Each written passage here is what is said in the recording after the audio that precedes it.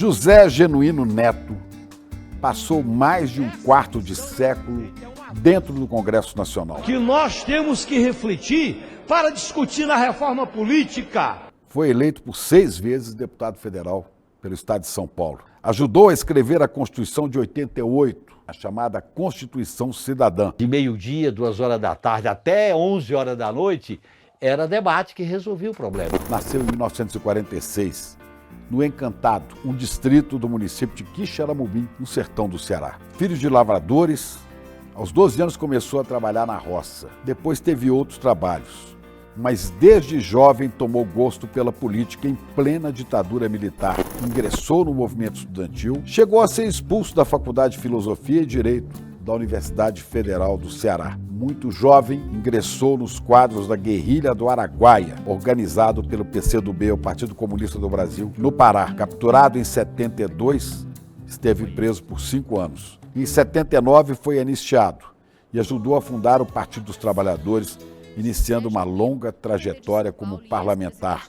dos mais respeitados do Brasil. Eu faço política com alegria, com prazer, e nunca separei a política da minha vida pessoal e da minha vida enquanto militante. Renunciou ao último mandato em 2013, depois de ter sido condenado na ação penal 470, o chamado mensalão. Cumpriu a pena, extinto em 2014 pelo STF, o Supremo Tribunal Federal. Ao longo da sua vida política, exerceu vários cargos e funções, foi presidente nacional do PT, foi assessor de Celso Amorim no Ministério da Defesa, no governo Dilma.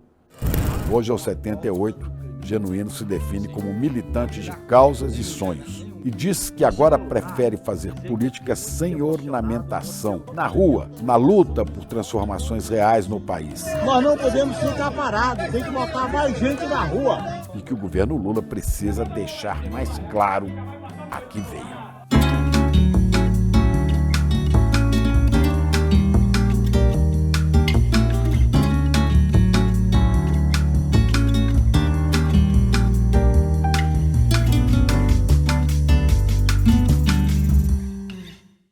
José Genuíno, um prazer enorme te receber aqui no ICL, com a sua história, com a sua vivência, com a sua sabedoria política acumulada ao longo de tantos anos, né? Muito bom ter você aqui, obrigado. É uma honra e uma alegria, Chico. Nós, eu e você, eu posso dizer isso. Você, como jornalista da grande imprensa, a gente se encontrou. Muitas vezes. E hoje estamos aqui num órgão da imprensa democrática independente. Nós mudamos, mas não mudamos de lado. Os valores da democracia, dos direitos, da ética, da igualdade, pautam as nossas vidas. Então eu quero dizer que falar contigo é uma satisfação muito grande. E você segue como militante de sonhos e de causas. Qual é o seu sonho? Ainda tem sonho? Sem sonhos e causas, sem grandes sonhos, a vida para mim perde o sentido. Quando eu saí de casa para estudar, e depois eu encontrei meu pai... Com quantos anos? Eu saí com 13 anos de idade. Quando eu encontrei meu pai, um ano antes dele morrer, ele me fez 4 perguntas e eu não respondi. Não consegui responder porque faz parte da minha vida. Você é filho mais velho, queria sair para estudar. Entrou na universidade e lhe tiraram. Eu disse não, botaram para fora. 2, você voltou para a roça fazer guerrilha. Essa é a dose para mim, porque você era trabalhador na roça e queria sair da roça. 3, você fica famoso em São Paulo como deputado federal e não fica rico. E vocês ganharam a briga contra o sistema e elegeram o Lula. E você está passando pelo mensalão. Qual é a tua? Eu digo, eu luto por causas e sonhos. A minha vida está vinculada a lutar contra a opressão, a coação, a exploração, o preconceito. Tal. E eu sou um militante socialista que resgato a história, de maneira crítica, das experiências de luta pela igualdade social. Sou de esquerda e para mim o divisor de águas é a luta pela igualdade e pela liberdade. Um sonho de amor Brasil. Qual é o seu sonho? Eu sou apaixonado pelo Brasil. E eu acho que o povo brasileiro é o grande ativo desse país. A sua diversidade, a sua cultura, a sua determinação, a sua teimosia, os valores históricos desse povo que não merece essa classe dominante da escravidão, da colonização, da grande propriedade, desse capitalismo selvagem, dependente, e este país sonhou Um sonho que vem das rebeliões coloniais, das rebeliões imperiais, de Canudos, das greves, da resistência durante o período da ditadura. Uma geração que sempre sonhou. E eu acho que esses sonhos transformam este país na possibilidade da gente ter um projeto que seja nacional, democrático, socialmente justo, e esse projeto, no meu modo de entender, é anticapitalista. Eu não me enquadro no capitalismo. Não me enquadro. Esse sonho mais elaborado, mais estudado, mas a semente dele é a mesma que você tinha lá no começo, na sua juventude, na sua adolescência? É a mesma semente, Chico, porque nós somos filhos. Eu, num primeiro momento, e você depois, de uma geração que nasceu da Revolução. Revolução vietnamita, cubana, chinesa, Revolução Cultural com os Beatles, com a Jovem Guarda, Revolução da Bossa Nova, Revolução das manifestações de 68, revolução de uma geração que sonhou e pagou por esse sonho. Eu quero aqui fazer uma homenagem a todos que jogaram a vida nesse sonho. A nossa geração dos anos 60, ela só tinha 3 alternativas e não 4. Ou ia para o exílio, ou ia para a clandestinidade de arma na mão, ou ia para casa e seria presa e morta. Não tinha uma quarta. E eu me enquadro nessa geração que sobreviveu. Os heróis não sou eu, são os que deram a vida. E eu acho que esse sonho de uma luta, o sonho de uma revolução que não é aquela revolução imaginada do Palácio de Inverno, nem da greve geral, nem da guerrilha. É um sonho de construir corações e mentes para um projeto libertador e emancipador. Para mim, é tão radical lutar por salário, por jornada de trabalho, como é correto lutar pelos direitos da mulher, da comunidade negra, da comunidade LGBTQIA+, dos povos originários. A luta antissistema é uma luta que tem sentido para a emancipação dos seres humanos. Nós nascemos para a luta pela emancipação. Isso me apaixona, eu sou apaixonado pela política. Para mim, a política, ela serve a projetos. Eu vivi grandes momentos da política, campanha das diretas, constituinte, democratização. Nós somos de 4 gerações, Chico. Tem a geração da resistência heróica, tem a geração da luta democrática, tem a geração de governar e tem a geração que a gente vive hoje, que ela está cindida por uma falta de perspectiva de futuro, marcada por um individualismo via redes sociais. Bom, você começou a trabalhar melhor esse sonho e ter consciência dele, né, também de uma maneira espiritual, ligado à Igreja Católica, aos movimentos de esquerda da Igreja, como a Ação Católica, né, Juventude Agrária Católica, Juventude Estudantil Católica, né, muito ligado à teologia da libertação. Né. Essas coisas que você aprendeu naquela época são válidas até hoje? São válidas e eu quero homenagear o Salmito, que me tirou da roça para estudar. O padre Salmito. Quero homenagear o Frei Tito, que eu convivi muito com ele em Fortaleza e depois me encontrava com ele aqui clandestinamente nos Dominicanos. Várias vezes eu encontrava com ele. Se matou, mas na verdade foi suicidado. Ele foi suicidado foi destruído por dentro. A tortura te coloca num dilema. O corpo quer uma coisa e a cabeça quer outra. E você é seguido e tem que discutir a vida em cada momento. E eu acho que para mim... Seu conterrâneo, né? Frei Tito de Alencar, cearense, que eu convivi muito com ele. Morreu aos 23 anos. Inclusive no encontro da JEC Nacional, em Campina Grande, que eu conheci o Frei Tito e o Frei Beto, que eles eram da direção nacional da JEC em Campina Grande, que teve um encontro que eu morava com então o padre Salmito. O que essa lição me ensinou? A vida e a luta, ela tem valores, ela tem subjetividades, ela tem sensibilidade. O direito à felicidade que esses setores progressistas da igreja levantam são muito importantes. Aliás, um filósofo francês diz uma coisa fantástica. Quando a felicidade é um projeto coletivo, ela é subversiva. Subversiva porque é contra a ordem, contra o status quo. E o ser humano nunca pode se Como é a história de Jesus, né? Jesus era um subversivo. Porque o ser humano nunca pode se contentar com o status quo, porque ele está sempre evoluindo. A esquerda erra quando imaginou um paraíso na Terra. Não há coisa completa para o ser humano porque ele busca eternamente uma autorrealização material, espiritual, cultural, subjetiva. E é esse processo revolucionário que eu sou apaixonado por ele. Jesus foi assassinado por causa desse projeto, na sua opinião? Eu acho que a história da igreja, da resistência, da luta, do heroísmo, tem que ser uma referência na análise que a esquerda tem que fazer. Para mim, tem várias referências. As referências da igreja militante, a referência das lutas sociais, do socialismo utópico, as referências que eu sou marxista, a partir do Manifesto Comunista de 1848, a referência das revoluções socialistas, que para mim tem que ser avaliada, discutida, avaliar positivamente e criticamente, porque eu digo uma coisa muito clara. Se não tivesse tido a experiência, a luta socialista, o mundo estava muito pior.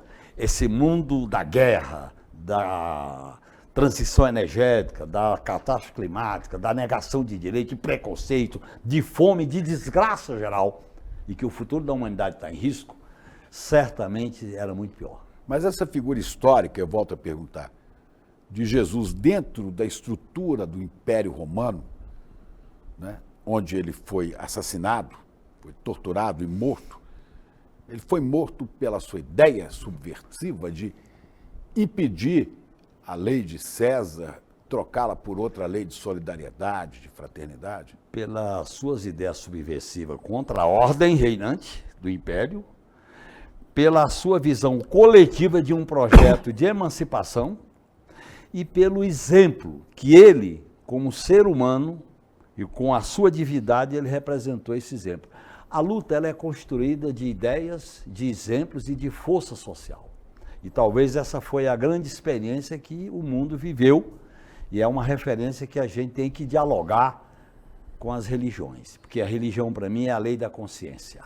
Não é a lei do dinheiro, não é a lei do poder, da manipulação, da mentira, é a lei da consciência. Por isso que a religião tem que ser profundamente respeitada. Quem foi o padre Salmito? Me levou para estudar em Senador Pompeu, porque eu não tinha como estudar, porque meu pai, pobre, minha mãe também, não tinha como bancar meus estudos. E não tinha colégio público. E eu fiz exame de admissão e ganhei uma bolsa de estudo. E eu queria estudar doidamente. E ele me levou para lá, eu era sacristão. E como sacristão, eu ajudava a celebrar a missa, viajava com ele, e foi com o Salmito que eu conheci São Paulo. Ele é vivo? É vivo, tem 92, 93 anos, é uma grande figura humana, uma pessoa fantástica. Ele foi muito humano, muito solidário com tudo que aconteceu comigo. Genuíno, ele começou a te esclarecer essa questão da injustiça, da luta de classes? Eu vivi um dilema na minha vida, quando eu saí do Encantado.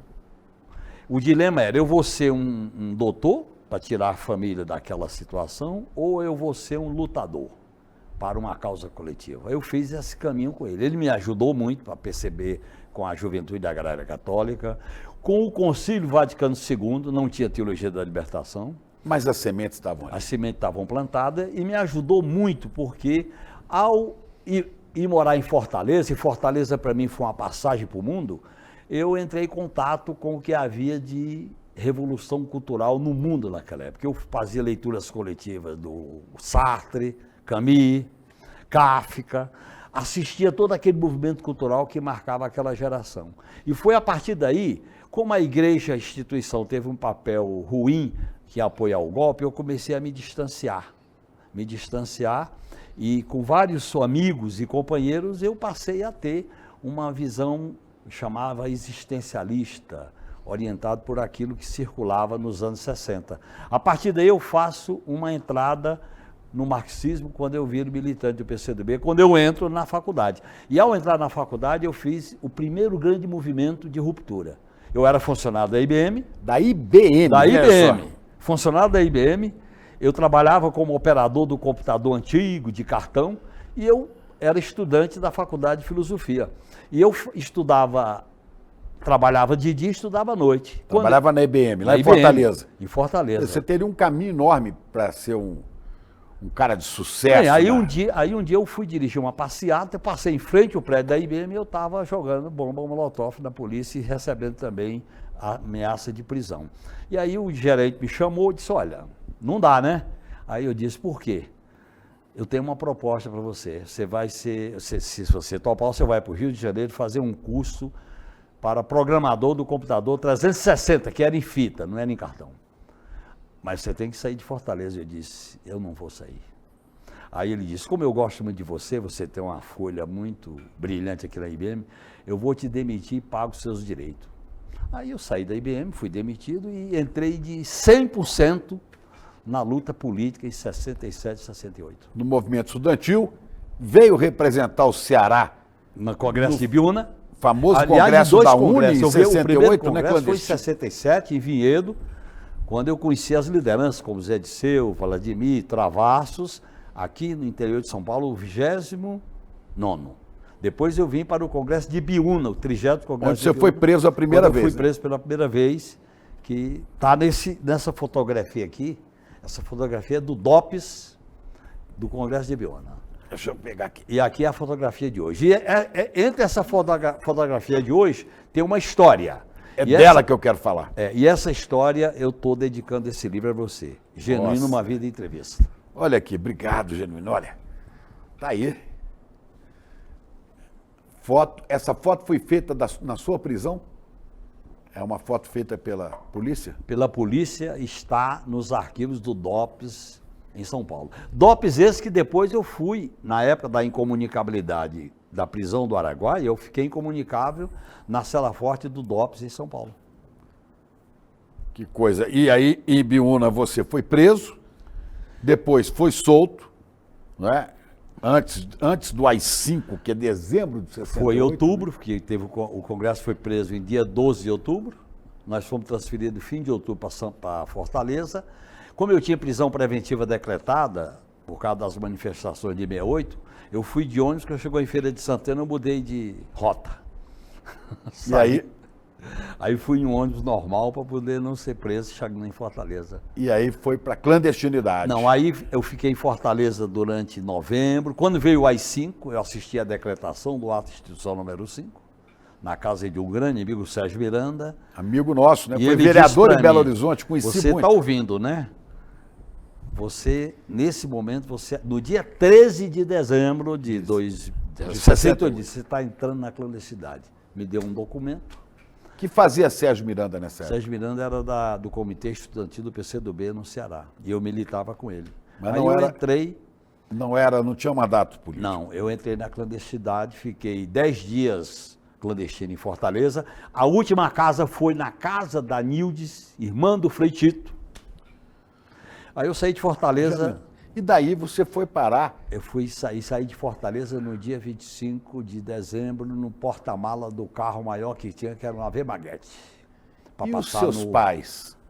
Aí meus pais, eu fui clandestinamente lá no Encantado, me despedi deles, eles ficaram na calçada de uma casa de camponês chorando e diziam, olha, o sonho não é mais de doutor não, eu sou um militante da luta por um Brasil justo, para todos os camponeses e tal. Foi um dilaceramento naquela noite. Bom, seu pai viveu até 2016, né? 16. Viveu muito. É, E sua mãe é 96 viva anos. até hoje. 99 anos, lamentavelmente ela está demente, ela tem uma disposição física muito grande. Eu sou o mais velho de 11 irmãos, tem 10 e 2 moram mais próximos de mim, moram lá no Encantado. O Encantado para mim é um mistério, porque foi do Encantado que eu fui para o mundo. Aliás, aqui tem esse livro, José Genuíno, Uma Vida Entrevista, mas você está lançando outro, né? Do Encantado eu vim, Do Encantado eu vim. para o mundo. Quando vai E quando vai estar à venda esse livro? Olha, esse livro vai depender do meu trabalho em conjunto com um grande amigo meu, que também fez uma trajetória comigo, ele na imprensa e eu na política estudantil, que é o Roberto Benevides. E a gente está trabalhando em conjunto a 4 mãos. Porque o Encantado, eu saí para o mundo. E dessa saída para o mundo, eu fui no limite do limite. Nada eu fiz pela metade. Era clandestinidade, eu vou para a clandestinidade. É luta armada? Eu vou para a luta armada. Como é que você entrou na luta armada? Como entrei é que na você luta foi armada. parar na Eu guerrilha? era militante do PCdoB. Com quantos anos? Eu estava militando no PCdoB com 20 anos. Com 22 anos eu entro na clandestinidade e venho morar em São Paulo. E eu vivi 1 ano e meio em São Paulo, Rio de Janeiro, clandestinamente, juntamente com Sendo Anistia procurado? Guimarães. Sendo procurado, mas eu não era conhecido nem em São Paulo nem no Rio de Janeiro. A gente trocava. Quem era do Rio ia para o Ceará, quem era do Ceará vinha para cá. E eu fiquei clandestino 1 ano e meio, quando foi em julho de 70, no dia que chegou a seleção brasileira aqui no Brasil, comemorando o Tri, a cidade estava ocupada por aquela grande festa do Negabaú, eu fui para a rodoviária, peguei um ônibus, fui para a Guerrilha do Araguaia, fazendo um percurso de uma semana, 10 dias. Guerrilha do Araguaia, lá na... hoje divisa, porque não existia o estado de Tocantins, né? Era Goiás. Goiás, Maranhão e Pará. E né? Pará. Um lugar chamado Bico do Papagaio. Bico do que no Papagaio, mapa- que eu conheci, viajei de ônibus, de motor, e cheguei lá no dia 26 de julho. Eu nunca esqueço essa data, porque nesse dia o Oswaldão me recebe e diz... Vamos falar de Oswaldão. Guarda essa folhinha. Eu digo, por quê? É o aniversário do quartel Moncada, 26 de julho. Aniversário da tomada do quartel Moncada, em Exatamente, Cuba.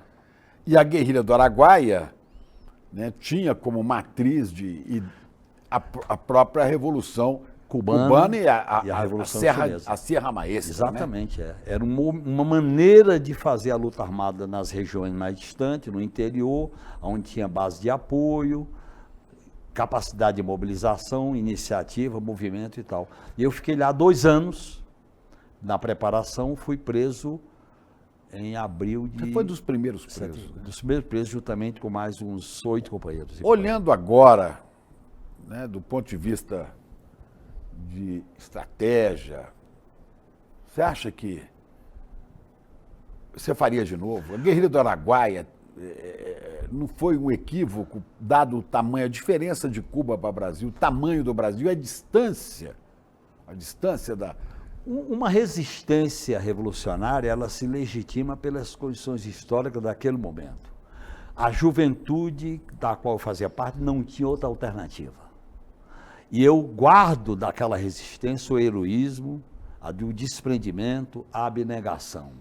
E no meu modo de entender, nós fomos colocados contra a parede quando veio o AI-5.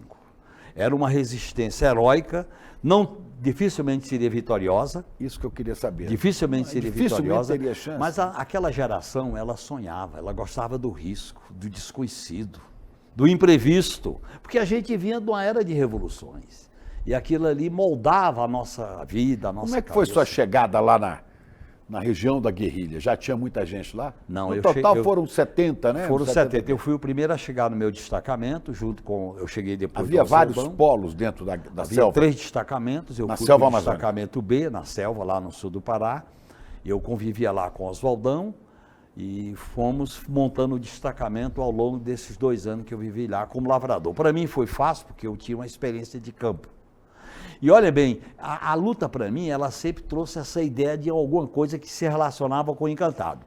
Conhecer São Paulo clandestinamente, eu realizava um sonho do cearense que vem conhecer a mega do capitalismo, que é São Paulo. E eu conhecia a mega do capitalismo clandestinamente, morando em pensão, e eu dava como desculpa vender carnê do baú da felicidade, para poder passar Lá no pelas Pará, batidas. lá na Guerrilha. Na Guerrilha, eu conhecia a selva, o verde, a água, que era o que não existia no Ceará. E tudo isso para mim era uma espécie de compensação que embalava aquele... Mas você espírito ficava o tempo revolucionário. todo dentro da selva, daquela mata fechada? A gente morava em choupanas, dentro da selva, ou menos ou mais dentro da selva, dependendo do treinamento, da situação. Mas tinha momentos que a gente vivia só dentro da selva. Você tinha armas, treinava com armas? Treinava com arma, com natação, atirar nadando, atirar rastejando, fazer camuflagem, fazer buraco no chão, enfim, a gente fazia todo o treinamento que era necessário. E o principal treinamento era conhecer. A gente tinha uma regra, nós temos que conhecer a Amazônia como conhecemos a Paulista. Conhecer os detalhes, os mistérios da selva. O canto dos pássaros, o ronco das onças, dos pássaros, das árvores, a gente amava aquilo. E aquilo ali era um As encanto. dificuldades também, né? Também, Os malária, insetos. leishmaniose. Você teve ruído essas de doenças cobra. lá? Tive malária e leishmaniose, umas 10 malárias e algumas leishmanioses. 10 malárias. Na selva. Na selva. A gente curava com cloroquina. Porque aí a cloroquina servia para isso. É o quinino, servia para isso, né? E para leishmaniose? Leishmaniose era um tipo de pomada que a gente comprava também. O resto a gente não tinha tratamento lá. E não tinha médico para te atender? Tinha um médico da Guerrilha, que eu faço uma homenagem a ele, o João Cas Rá Sobrinho, que tinha um hospital em Porto Morreu? Franco, e ele era um médico da Guerrilha. Foi morto lá? Foi morto, e tem até uma homenagem para ele na cidade de Porto Franco, no norte, no estado do Tocantins. Desses 70, vocês conviveram ali 2 anos, né? Eu convivi só com 20, porque cada destacamento tinha 21.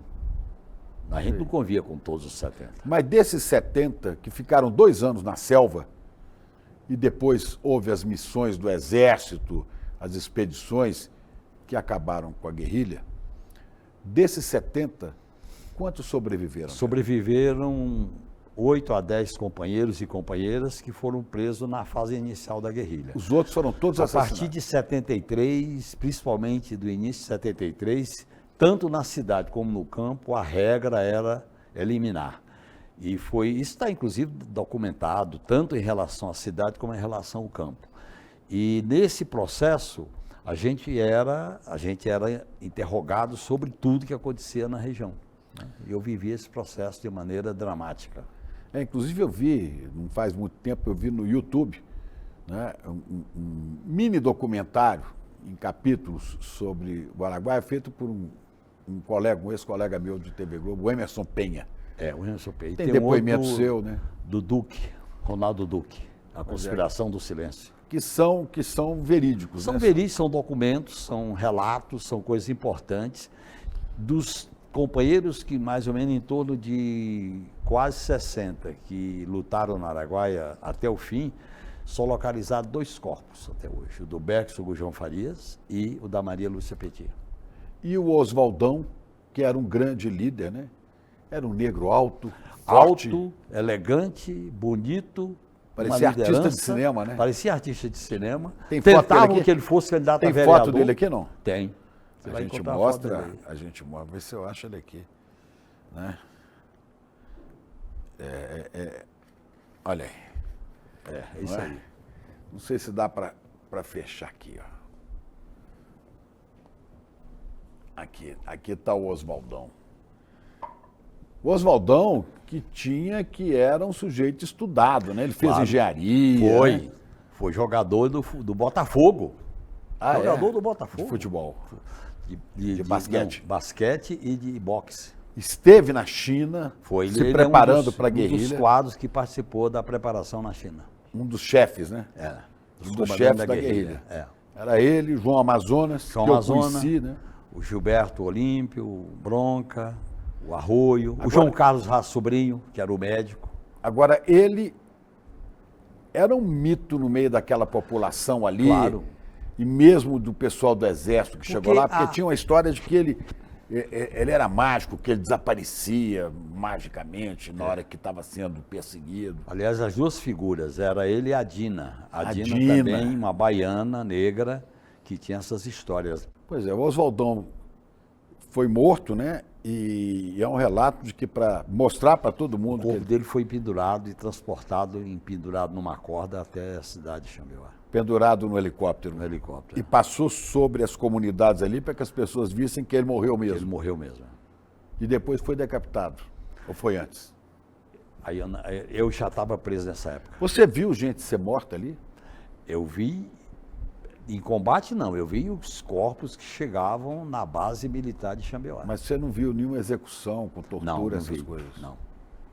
Né? E aí você foi preso, saiu do circuito. Eu fui preso, saí do circuito, eu não sabia onde a guerrilha estava, porque não tinha endereço, nem tinha nada, era na mata, e eu fiquei sendo interrogado incomunicável durante 1 ano em Brasília, depois 1 mês aqui em São Paulo.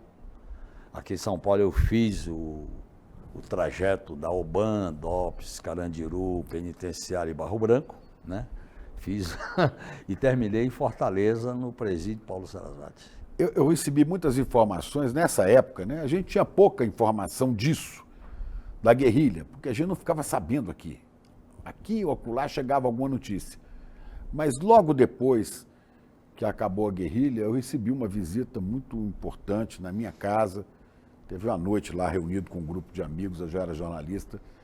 Um bispo da Igreja Católica que acolheu e deu proteção. Ele diz que até a própria Dina, essa que você cita, que ela ajudou a protegê-la na diocese de Marabá, Dom Estevam Cardoso Avelar, um dominicano. Você conheceu? Conheci e também conheci Dom Alano, que sucedeu. Dom Frei Alano Pena. E Né? conheci o Dom Frei Alano Pena, que sucedeu o Avelar.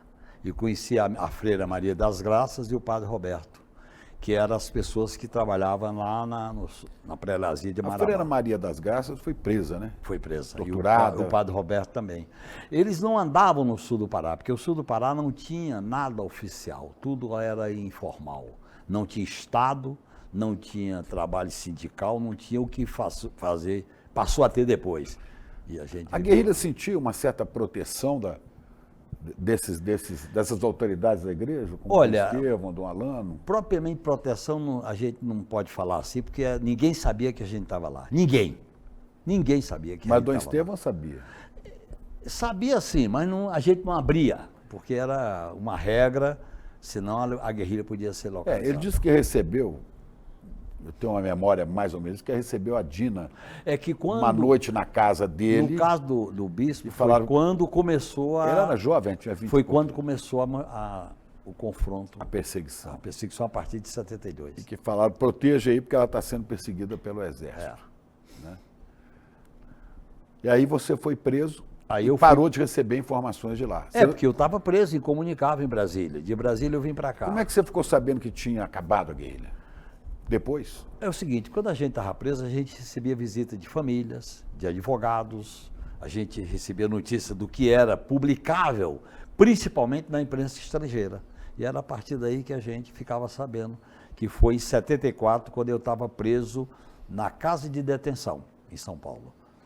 Foi na experiência da eleição de 74 que nós fomos transferidos para a penitenciária do Estado, que eram solitárias, celas individuais, que a gente ficou sabendo do cenário do que estava acontecendo quando o Geisel fez aquele pronunciamento, quando ele foi candidato, que foi a primeira vez que ele se pronunciou sobre o fim da guerrilha.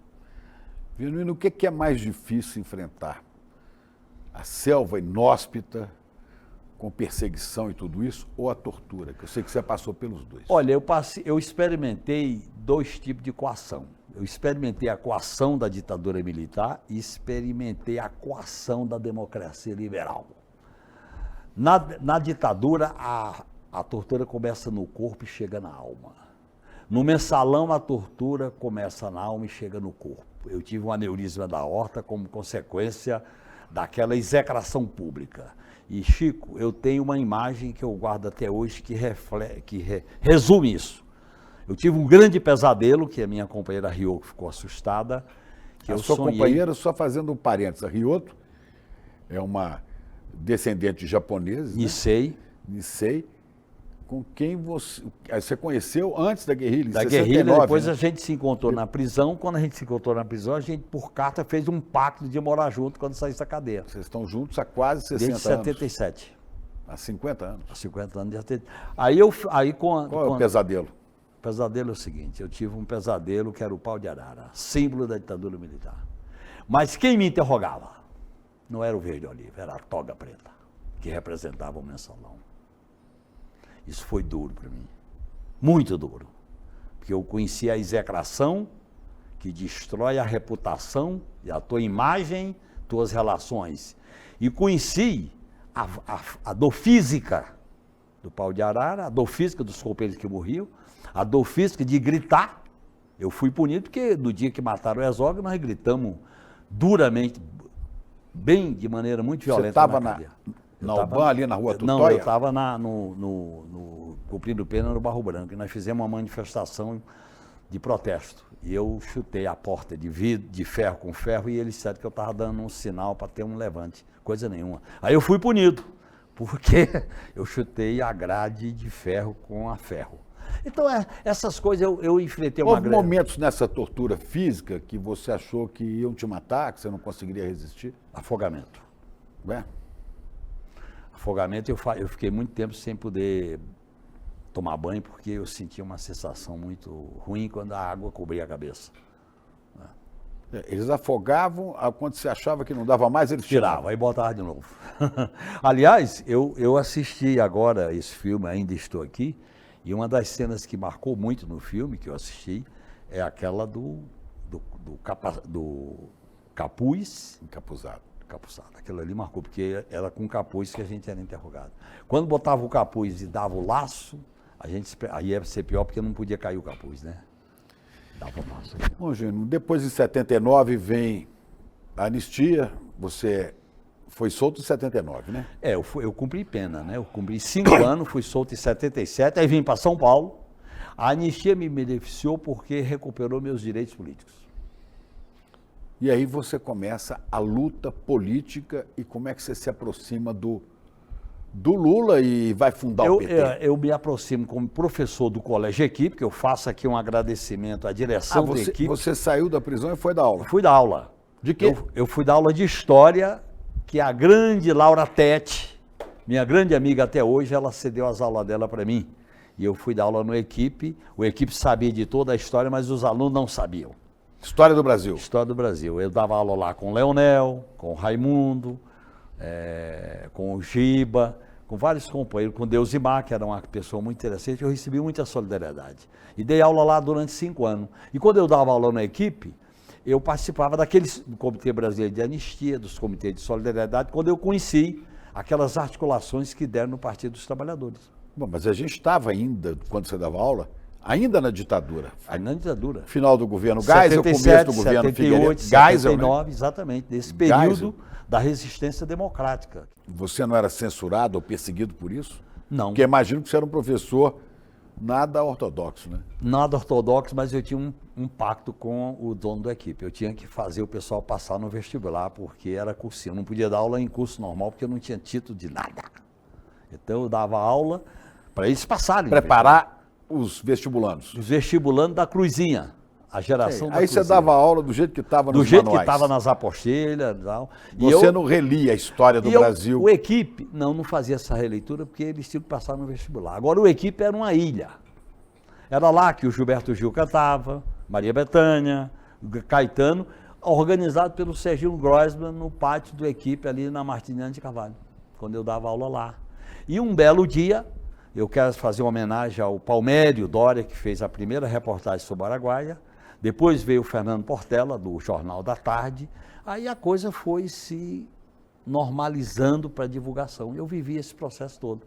E para mim a situação mais dramática foi entrar em contato com as famílias para poder noticiar com quem eu tinha convivido lá. As famílias dos guerrilheiros guerrilheiros que tinham sido assassinados. E olha bem, Chico, como é que é a história. Como é que você localizava essas famílias? Porque eu conhecia esses companheiros da época de 68. Eram meus companheiros, eu conhecia, sabia onde estavam as famílias. Desde a época de Ibiúna. De Ibiúna, 68, São Paulo, Fortaleza. Eu era da UNE, eu era da direção nacional do comitê do PCdoB. E olha bem como é que são as coisas. Há um mês atrás eu fui dar uma aula na Unesp de Bauru, uma palestra. Terminou a palestra, fotografia, aquele movimento todo, aí uma aluna me bota um bilhete no bolso. E saí, eu nem memorizei a imagem. Aí eu fui olhar o bilhete, ela perguntando por uma prima da mãe dela, que tinha sido sumido. E ela queria saber a história dessa menina. Sueli Yomiko Kanayama. Japonesa também. Japonesa, me sei que era muito amiga da Ryoko. E a gente está fazendo contato com a prima dela, que tinha hoje tem a mesma idade da Sueli, que mora em Avaré, e essa filha da prima da Sueli é estudante na Unesp de Bauru. Olha bem, isso agora, faz um mês. Quer dizer, é uma família que ainda não tinha uma informação direta sobre o que tinha acontecido. Então, essa história, eu gosto muito, Chico, de me orientar por uma frase do Tocqueville, Democracia na América. Quando o passado não ilumina o futuro, os sujeitos ficam tontos no presente. Porque a memória tem a ver com o futuro e com o presente. Dialeticamente, a memória é fundamental para iluminar, para orientar. O caminho por onde você vai seguir. Ou por onde evitar os erros. Mas tem que olhar a história, o passado. Tem que olhar. É como se você estivesse num carro com o para-brisa e o retrovisor. Dialeticamente, você caminha, mas sempre... Se você ficar só com o retrovisor, você vai virar saudosista. E vai bater o carro. E vai bater o carro. E você tem que ter o para-brisa para poder saber para onde vai. É mais ou menos o que eu falo no livro, a relação entre a estratégia e a tática. A estratégia é para onde você vai. O teu objetivo. E a tática é o caminho que você percorre. Como você vai percorrer esse caminho. Como você vai percorrer. E a minha história está muito vinculada com esse caminho. Tem essa frase conhecida, né? Quem não conhece a sua história está condenado a repeti-la. Claro. Né? E eu acho que é muito importante a gente ter uma relação afetiva com a história e com a memória. E eu tenho fazido esse esforço muito grande, eu vivi com intensidade, eu não vivi nada pela metade. Inclusive no período do parlamento, eu quero dizer para você... Então, vamos voltar aqui ao PT. Como é que você foi conhecer o Lula? Eu conheci o Lula numa reunião do Sindicato Metalúrgico, juntamente com o meu amigo Aitan Sipaí, que é um médico. E eu fiz uma pergunta para o Lula. Lula, esse teu partido é tático ou estratégico? Ele disse, não me interessa, eu quero um partido dos trabalhadores. Você é comunista, Lula? Eu sou torneiro mecânico. Eu sempre tive minhas crenças como marxista, como socialista, anticapitalista. Eu não abro mão disso. Eu mudei, mas não mudei de lado. Eu vivi uma experiência muito rica no PT, porque eu entrei no PT, Chico, pela esquerda. Fiz um movimento ao centro a partir da Constituinte. O meu primeiro discurso na Câmara foi Marx Vive, em 83. E eu virei um negociador, um especialista. 83. Depois você foi caminhando mais para o centro. Fui mais para o centro. E aí eu vivi a experiência radical da luta institucional, achando que o Brasil tinha encontrado o rumo com a Constituição de 88. Eu me lembro lá no final dos anos 90, me lembro bem desse dia. Eu estava no Rio de Janeiro tomando um avião para vir para São Paulo. Eu já jornalista. E o nosso voo foi cancelado no fim da noite, porque chovia muito em São Paulo, e eles nos acomodaram num hotel ali na Glória, né? E a gente até ficou juntos, nós ficamos juntos. Estava você, o procurador da República, Aristides Junqueira, e eu, nós ficamos num apartamento grande do hotel, esperando o voo da manhã. E Hotel Novo Mundo, ali na Praça do Flamengo. Que acho que nem existe mais. Não existe mais. E você, a gente conversava, e você dizia que vinha de uma palestra ou de um encontro ali na Escola Naval. Escola Naval. Da Marinha. Convidado pelo então comandante da Marinha, que é uma pessoa que sempre faço lembrar, o Mário César Flores. Um oficial da Marinha de uma visão profissional, um democrata, que foi um elemento importante. Aliás, ele foi ministro do governo Collor e foi depois também ministro Fernando Henrique Cardoso, e com quem eu convivia muito com ele. E eu me lembro que você contou de uma experiência que te impactava muito, né? Você tinha muitas relações do meio militar. Tinha. Né? Assim, eu que vi amigos, perdi amigos nas mãos de militares na guerrilha, eu fui torturado por causa de militares, tudo isso. É muito impressionante ver uma tropa em formação e eu passar essa tropa com eles fazendo continência para mim. Como é que é isso? Conta aqui. Olha, eu tive uma relação com as Forças Armadas na Constituinte, muito intensa. Aliás, todas as minhas teses da Constituinte foram derrotadas, as teses do PT. O artigo 142, o Estado de Defesa. Esse artigo foi colocado ali pelo general Leônidas, que era ministro? Aliás, a história desse artigo é muito interessante. Eu, junto com Haroldo Lima, com o Vivaldo Barbosa, a gente representava um bloco de 100 e poucos deputados. E a gente sabia que a impressão do relatório que vai para o Prodazem, a reta final tinha uma salinha que estava lá os subrelatores e o relator, que era o Bernardo Cabral. E a gente sacava tudo, porque a gente vivia intensamente aqui. E como é que enfiaram aquele 142 ali? Aí tem uma história. Nós chegamos lá e dissemos... Cabral, a nossa proposta é tirar o rabicho, que é o 142, lei e ordem. Tira a expressão lei e ordem. E, aliás, estava na comissão Afonso Arinos. Aí ele disse, eu topo. O Fernando Henrique Cardoso disse, isso vai dar confusão. Aí ele disse, não, mas isso aí não tem problema. Né? Aí eu disse, é a tua emenda, Fernando Henrique Cardoso, que você apresentou essa emenda sem lei e ordem. Aí nós imprimimos o artigo sem o rabicho. Foi para o Prodazem e saiu no relatório. Aí o famoso pronunciamento militar do Leônidas, que foi respondido pelo... Que era o ministro do Exército do Sarney. Exatamente. Ele fez um pronunciamento duro contra a Constituinte e os jornalistas perguntaram, doutor Ulisses, o senhor não teme uma junta militar? Ele disse, a última eu chamo da junta dos 3 patetas. Quando ele era o presidente da Constituinte. Mas ficou a lei e a ordem. Aí o presidente, como era o costume dele, chamava para negociar. Vamos negociar. Qual foi a negociação que saiu? Proposta pelo Fernando Henrique Cardoso. Por iniciativa de um dos poderes, a lei e a ordem. E aí vem toda essa história. Aí eu disse, aí eu não posso concordar. Aí eu fui para o plenário, representando o PT, o Vivaldo Barbosa e o Haroldo Lima, e fomos para o voto do 142 e perdemos, porque nós só tivemos 100 e poucos votos. Bom, Júnior, depois disso a gente teve agressão aos seus direitos políticos, outra prisão por causa da história do mensalão, né? As agressões ao governo do PT, do Lula, e depois da Dilma, né? O golpe parlamentar que derrubou a presidenta Dilma. Tivemos tudo isso, tivemos a prisão do Lula, tivemos o Temer e Bolsonaro, né? E agora a gente vive assim, né, assustado. Os democratas brasileiros estão assustados com essa coisa das Forças Armadas, invocando o 142. Né? A gente Estado de defesa. Planos para matar o presidente, o vice e o ministro que era presidente do Tribunal Superior Eleitoral. Né? Você que passou, que viveu ameaçado pelos tiros de militares e depois passou a tropa em revista de incontinência para você. O que está acontecendo no meio militar no governo Lula? Explica para a gente. Olha, isso vem da República. A proclamação da República foi um golpe. E a proclamação da República estabeleceu a ideia do tal poder moderador em que as Forças Armadas têm uma autonomia dentro do Estado e que exercem uma tutela sobre os demais poderes, como se fosse a expressão da salvação nacional, o monopólio do patriotismo, e eles representam o bem acima de bem de tudo e de todos.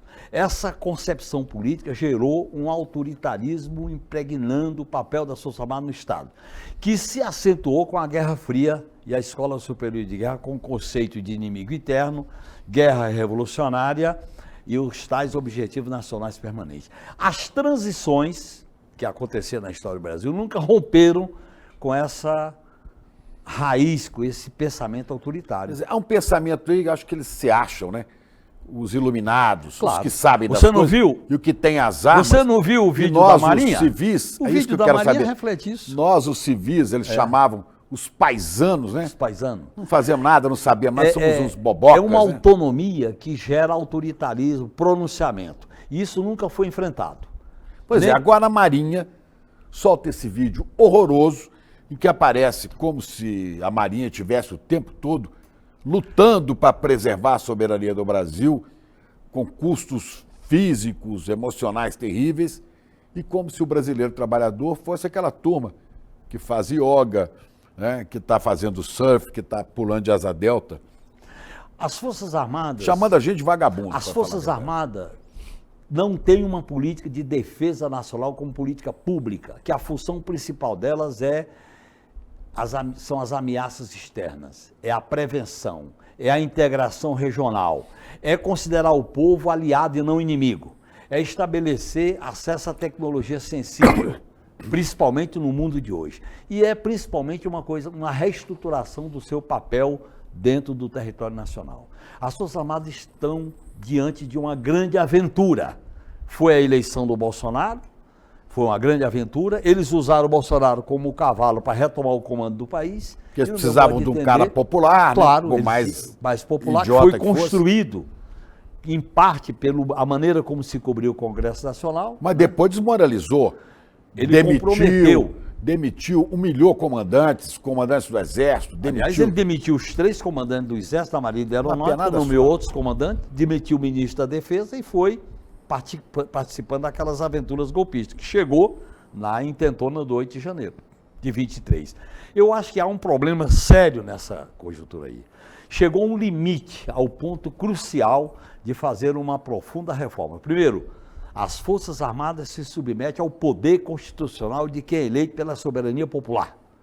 E coisa que nunca aconteceu no Brasil. Nunca né? aconteceu. Nunca se subordinaram ao poder civil. Veja a crise do suicídio Getúlio, a crise do Juscelino. O Juscelino deu anistia para Aragaças. Tentaram derrubar Juscelino duas vezes. Depois os anistiados de Aragaças fizeram o golpe de 64, parte deles. A transição da ditadura para a democracia... Não, antes disso, teve a tentativa de golpe e impedir a posse do vice-presidente João Goulart. E ele tomou posse numa negociação do tal parlamentarismo às avessas, como a gente diz, que foi depois revogado pelo presidencialismo num plebiscito. Então, essa história do Brasil tem a marca dessa militarização da tutela militar. E chegou a hora das Forças Armadas serem reformuladas. Como? Romper com isso.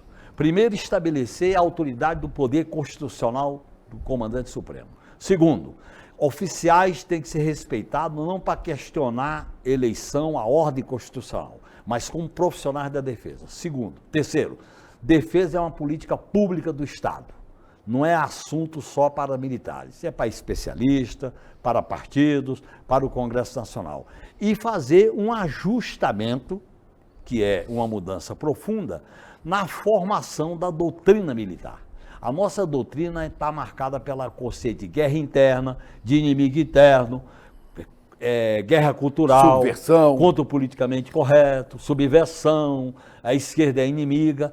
Isso levou a formar, dentro das escolas militares, essas cabeças que estavam planejando o golpe com aquele requinte de banditismo, de assassinato, de envenenamento. E depois etc. de sabermos tudo isso, e sabíamos que o então ministro da Marinha, o almirante Almir Garnier, né, queria dar o golpe junto com o Bolsonaro, é o que a gente tem de relato até agora nos inquéritos da Polícia Federal.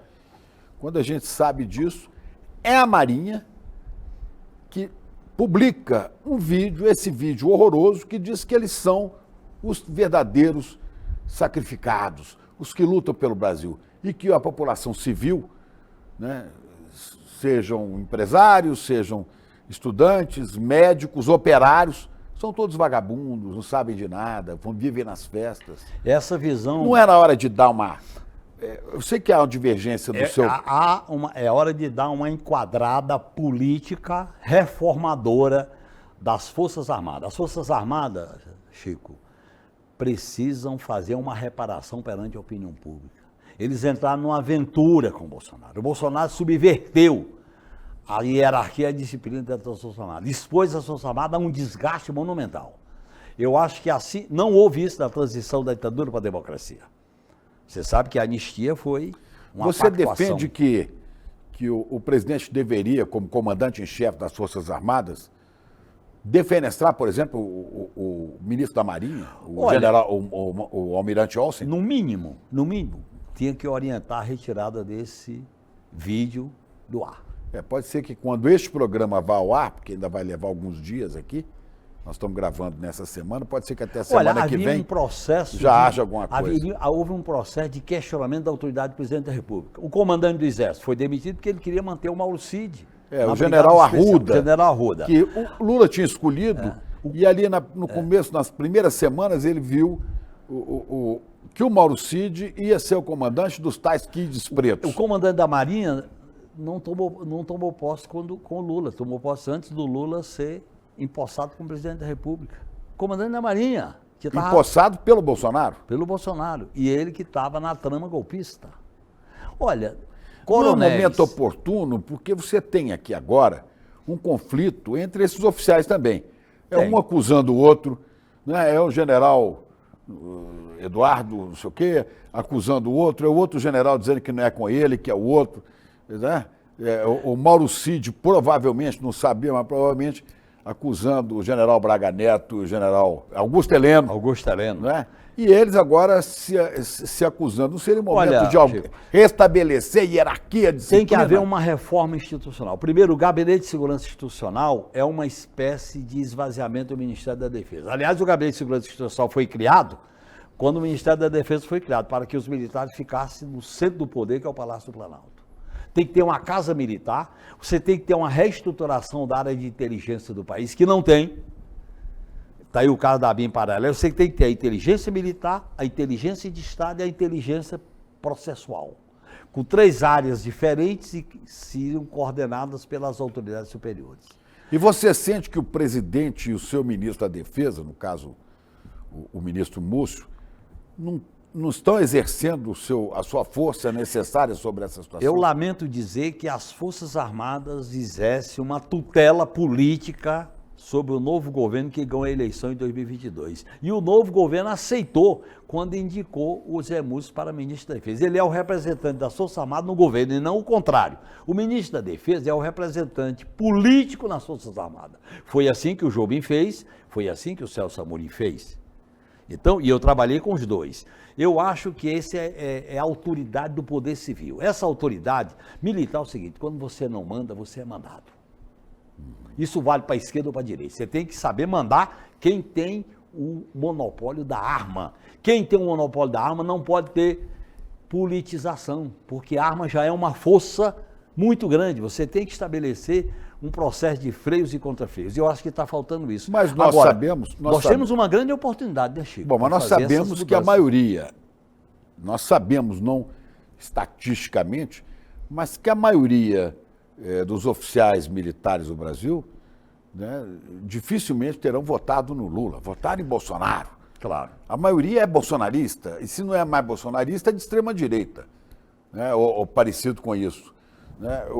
Você acha que o comandante-em-chefe das Forças Armadas tem condição de encarar esse povo? Olha, primeiro, não pode haver politização nem ideologização das Forças Armadas, nem partidarização. Você tem que ter Forças Armadas como instituição do Estado submetida ao poder civil. E esse poder regulamenta os procedimentos, as orientações de curso, de reestruturação no território nacional e de orientação política para a Força Armada. Eu acho que isso está faltando. No meu modo de entender, a Força Armada tem um papel importante. A nova política de defesa em relação ao papel do Brasil no mundo, a integração sul-americana, a própria situação hoje das catástrofes ambientais, da situação do povo. As Forças Armadas não podem ser polícia. Forças Armadas têm um monopólio da violência. A polícia tem o monopólio da força, e tem uma diferença importante sobre isso aí. E está tudo misturado. Tem que tirar as Forças Armadas do trabalho de polícia interna. Tem que tirar as Forças Armadas da lei e da ordem. Tem que tirar as Forças Armadas dessa tutela. E aí é um processo, Chico. Eu acho que o melhor caminho era o governo topar fazer um grande debate nacional, uma conferência que a gente pudesse discutir essas orientações para ter Forças Armadas à altura das novas exigências de defesa. Mas o problema é que as Forças Armadas e seus comandantes têm as armas. Né? E é difícil você pagar para ver se vão obedecer à ordem do comandante. Pois é, quando a política não comanda a arma comanda a política. Esse não tem saída, isso vale para a esquerda ou para a direita. Por isso que a arma não pode comandar a política, senão cai na ditadura. E esse processo, nós temos uma história de autoritarismo no Brasil, em que as Forças Armadas sempre foram preservadas com autonomia, exercem a tutela e se consideram os salvadores da pátria, o que deu uma privilegiados muitas vezes. Aí tem os seus privilégios, tem os seus orçamentos, tem a sua organização corporativa.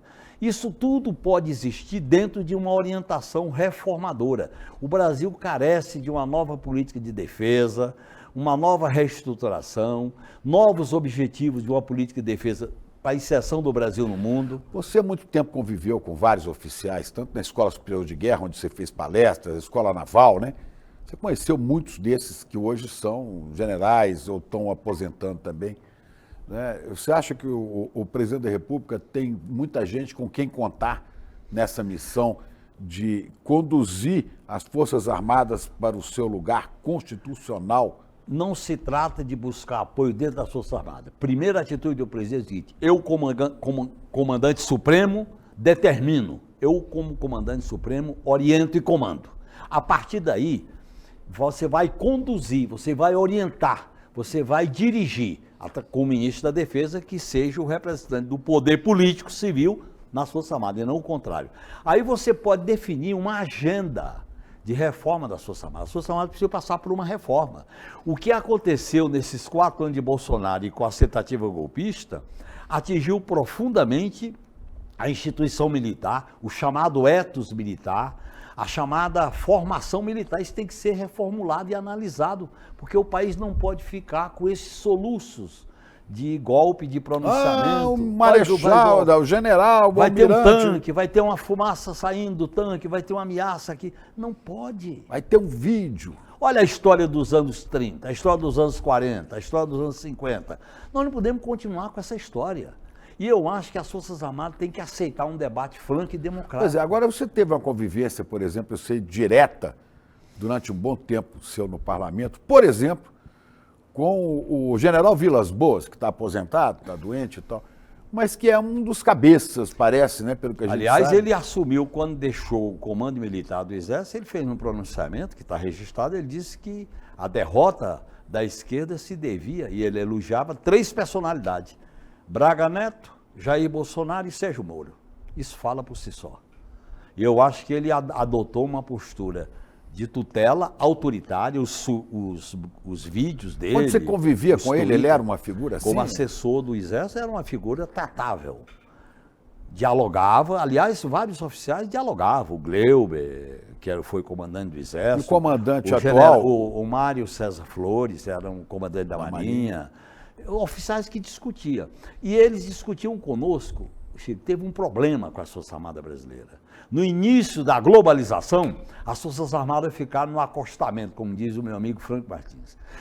A partir do governo Fernando Henrique Cardoso e do governo Lula, elas vieram para a estrada um pouco. Aí fomos discutir política de defesa, estratégia nacional de defesa, política nacional de defesa, mas nós não avançamos e elas tiveram muita autonomia para definir esses documentos. Quer dizer, o governo tem pouco tempo para recolocar essa discussão e conduzi-las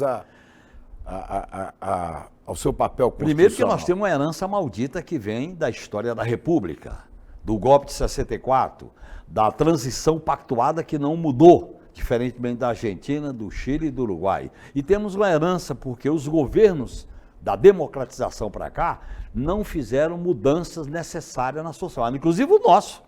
Vou deixar bem claro, o nosso governo. Por exemplo, teve uma pressão contra o embaixador que era ministro da Defesa, foi demitido na época do governo Lula, 1, 2, né? O Viegas foi demitido porque teve um embate com a área de inteligência do Exército por causa da fotografia do Herzog. Olha bem que história.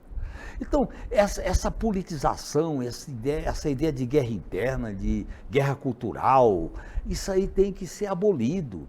E eu acho que o caminho é tirar esse as Forças espírito Armadas. de Olavo de Carvalho. O Olavo de Carvalho o dava fantasma. aula nas escolas. O Olavo de Carvalho dava aula na escola de comando da Marinha, da Aeronáutica, do Exército, a SM, na Escola Superior de Guerra. Essas ideias foram entrando e como cogumelos após a chuva, eles brotaram de uma cultura autoritária que vem da proclamação da República, de uma história que nós nunca enfrentamos.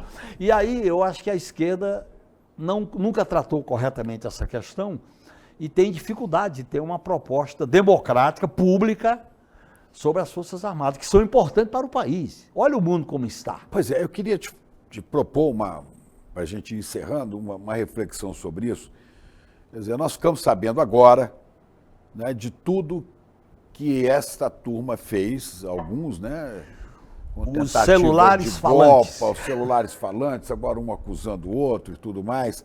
Agora esse vídeo horroroso da Marinha dizendo nós somos os eleitos, né, pelo Deus da história e vocês, paisanos, são vagabundos, que é o que está dizendo o almirante Olsen naquele vídeo, que é dele, ele autorizou aquilo, então ele assina, né? E o governo deveria tomar uma posição rápida no mínimo e enérgica, né? No mínimo tirar do ar, ou então tirar do ar o almirante, né? Agora, nós temos também um prazo aí para ver o que vai acontecer, que é o prazo, se não me engano, 20 de janeiro. 20 de janeiro vai tomar posse nos Estados Unidos Donald Trump, um sujeito sem nenhum escrúpulo, de extrema direita, terrorista contra a democracia, porque tentou invadir o Capitólio, todo mundo viu, morreu gente, né? Então esse Trump vai virar presidente dos Estados Unidos, vai assumir a presidência e já anunciando guerra aberta à China, aos BRICS, né? E certamente será do interesse do governo, isso que eu queria que você comentasse, do governo estadunidense ter um apoio de Forças Armadas brasileiras para seguir nessa tutela e fazer o Brasil não atender, né, ao seu destino autônomo, com os BRICS, com a China, e se subordinar de novo aos Estados Unidos. Olha, a partir da crise de 2008, da crise financeira e econômica de 2008, e a partir da discussão da geopolítica, depois dessa crise, principalmente com a disputa Estados Unidos e China, houve uma reorientação dos Estados Unidos em relação às Forças Armadas Brasileiras. Solicitação de treinamento conjunto com o Batalhão de Guerra na Selva, na Amazônia, a questão de treinamentos lá, a aquisição de equipamento, portanto, houve uma submissão. E essa submissão coincidiu com o golpe de 2016, com o governo golpista e com os 4 anos do inelegível Bolsonaro. Essa tutela e essa militarização gerou um processo ideológico, cultural e político que, no meu modo de entender, aqueles avanços tênues que estavam acontecendo, houve um retrocesso muito grande. Eu acho que nós estamos diante de uma nova oportunidade histórica, que é fazer uma reformulação. Eu acho que os oficiais vão ser punidos, espero que aconteça, e é uma novidade na história da República. Os golpistas. Né? Os golpistas, sim, os oficiais golpistas serem punidos, mas não basta só a punição. O problema não é só judicial e policial, o problema é político, de reorientação.